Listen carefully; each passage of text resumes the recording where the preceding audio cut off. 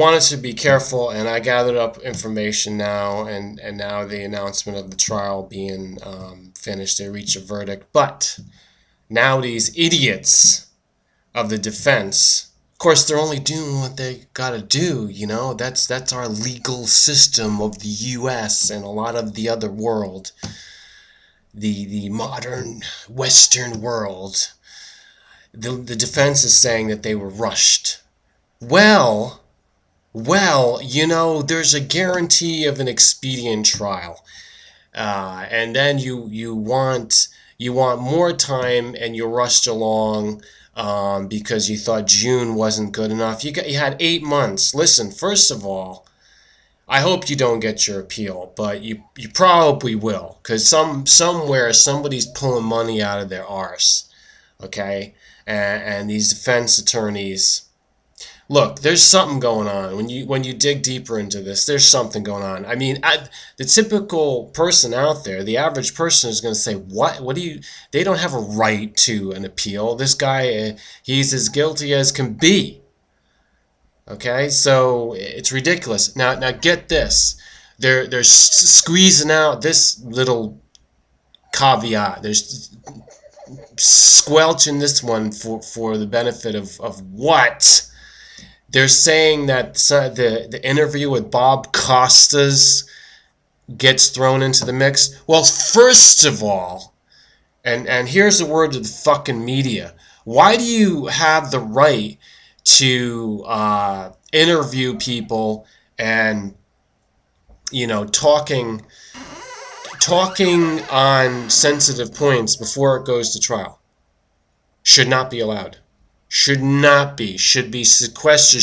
Should be a gag order. Should be across the board. Understand you cannot talk about certain things, and you need to edit those out. These don't have to be live. This doesn't have to be, you know, breaking news happening right now. When you do an interview of somebody who's been accused of something like this with serious, vulnerable victims and a lot of people affected, you don't just do some willy-nilly, everything tell all biographical book about Jerry Sandusky interview, Bob Costas and all them. And guess what?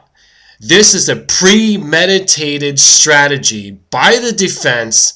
Hear me, read my lips, because they knew that they could scrub it, pinch it now for the shadow of a doubt that it can create. And the judge, the system, has to have a correction in it to put them down. They need to be put down for this appeal, because if it's based on any of the interviews, first of all, he didn't have any right. He was not obligated to talk and to do interviews. But guess what? I would guarantee you, of those lying sack of shit attorneys, which they are, most of them, yes, that's right. You think you're better than everybody else. You think you're so much smarter. Well, guess what? Not any one of you is going to outsmart me. But the fact is, you probably coerced the poor fuck to talk in the interviews. And you listen to him in any one of the interviews. And by the way, listen to Howard Stern comments on it, and he's right on. It's funny. Howard Stern, what he has to say about Jerry Sandusky. Fucking ass. Hey, listen, sodomy ain't no joke. So you watch out. The thing is, when this guy Jerry Sandusky was doing what he was doing, he knows he's a sick fuck. He knows he's a nasty scum filth fucker that has to do it in hiding, that has to conceal what he does. Now, I told you Mr. E was going to be getting into the rage now, and that's what you're hearing. So turn down your speakers. You're going to get an earful. Now, this fucking Jerry Sandusky is one of the worst kind that there is. He knows what he's doing.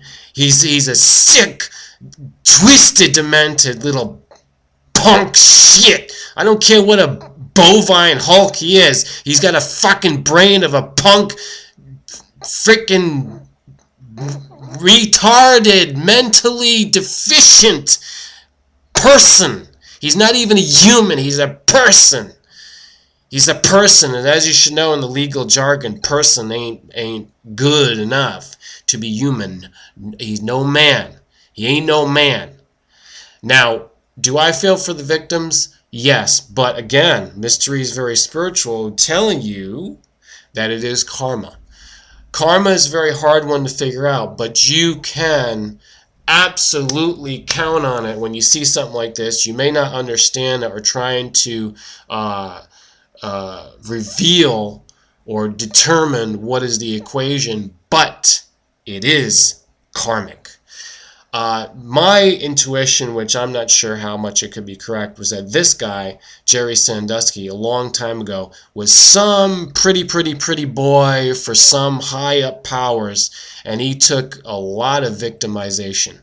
He got a lot of sodomization and everything else you can imagine. Everything. And he took it into his soul as to think, this is right. So you turn the tables in the next life. He comes back. Now follow me, people, here. Okay, reincarnation's a real bona fide thing.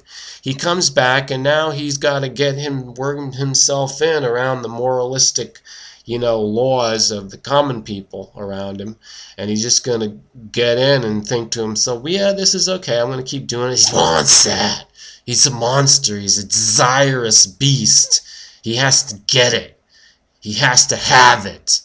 Well, listen, the thing with sexuality is, it is a very, very vicious beast. It is a desire. It is a vice. It is a carnal vice. It's one of the deadly sins, and we always have to be careful of it. And I'm not immune. Nobody is immune. As soon as you got a sex drive, and certainly if you're on the Viagra, I don't know if Jerry Sandusky was on the Viagra, but he acted like he was. And first of all, let me tell you something. Me, if I was a judge, if I was a prosecutor, if I was on the jury, if I had any way, shape, or form directly to be dealing with this issue, with the whole trial and analyzing this guy and investigating him, I would know in less than 1 minute how guilty this smarmy fuck is, always will be. He needs to be in prison. If we can find him when he comes back in the next life, he could go directly into prison when he's a baby and possibly rehabbed before he goes back into his behavior. That's how these fuckers are. Now, do we have a little bit of compassion? I know I'm coming down hard here. Yes, in a way, but first you need punishment. Second, you need repentance. Get that straight up. There's no repentance, there ain't no forgiveness.